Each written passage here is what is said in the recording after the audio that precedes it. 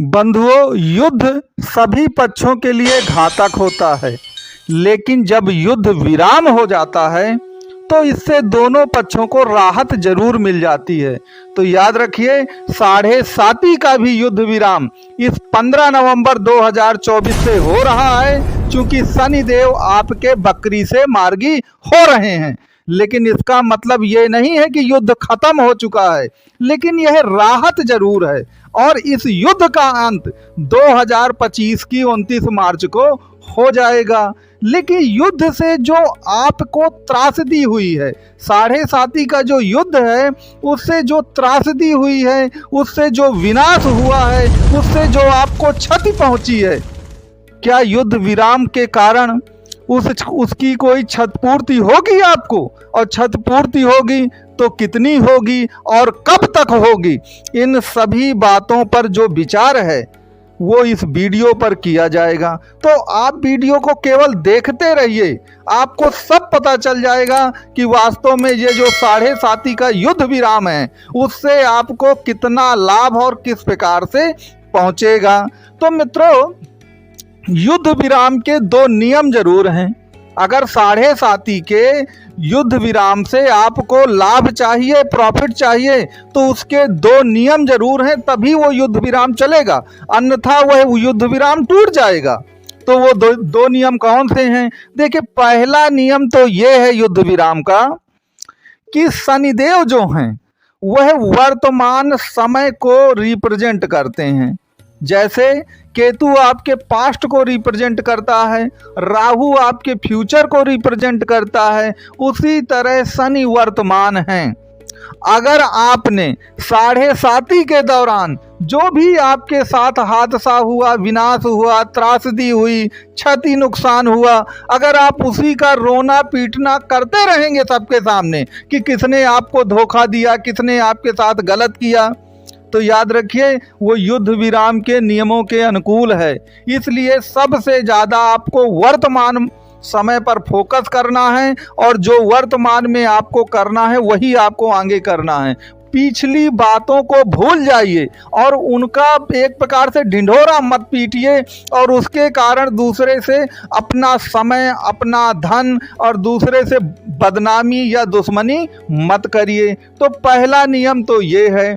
दूसरा नियम ये है कि आपको 7.5 के दौरान जो भी नुकसान हुआ है, याद रखिए कहीं ना कहीं कोई ना कोई गलती तो आपने की होगी ना, तभी तो ये सब नुकसान, ये सब दिन आपको देखने पड़े।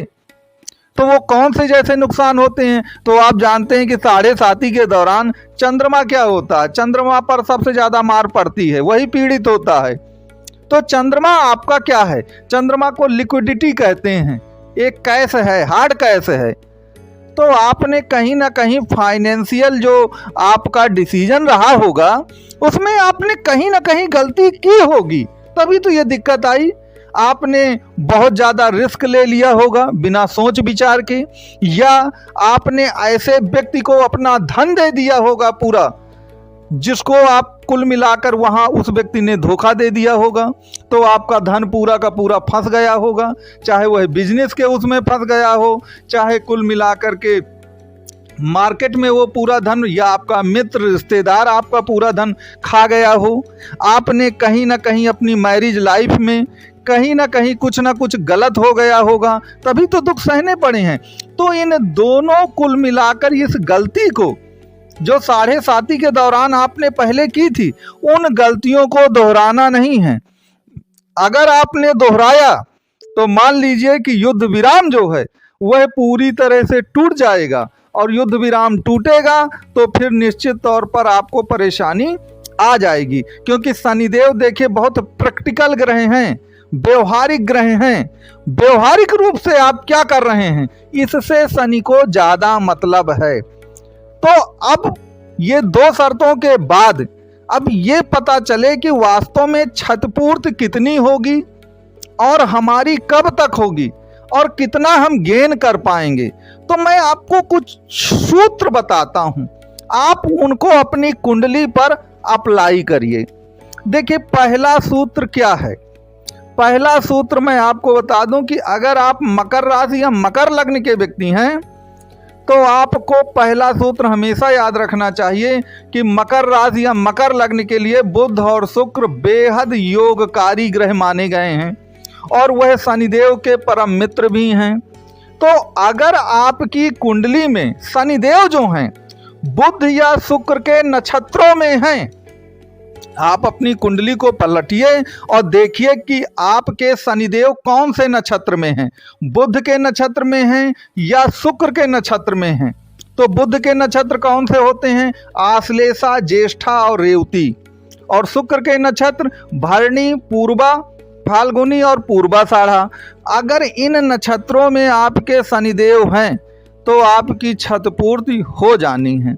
इसके सिवा अगर आपके शनिदेव जिस राशि में उच्च के होते हैं वो तुला में उच्च के होते हैं, और अगर आपके शनिदेव चित्रा, स्वाति या विशाखा नक्षत्र में भी हैं तो भी आपकी क्षतिपूर्ति जो है वो बिल्कुल हो जानी है। इससे आपको घबराना नहीं है। दूसरी आपको मैं सूत्र बताऊं कि अगर आपकी कुंडली में बुध या शुक्र की महादशा चल रही हो, ध्यान से सुनिए इस बात को, अगर आपकी कुंडली में बुध और शुक्र की महादशा चल रही हो तब भी आपको इस युद्ध विराम का पूरा लाभ मिलेगा।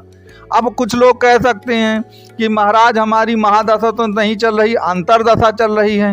तो अंतरदशा में भी आपको लाभ होना है। अब जो महादशा है वो बहुत दिनों तक चलती है, अंतरदशा जो है वो कम दिनों तक चलती है, लेकिन अंतरदशा का भी आपको लाभ मिलेगा।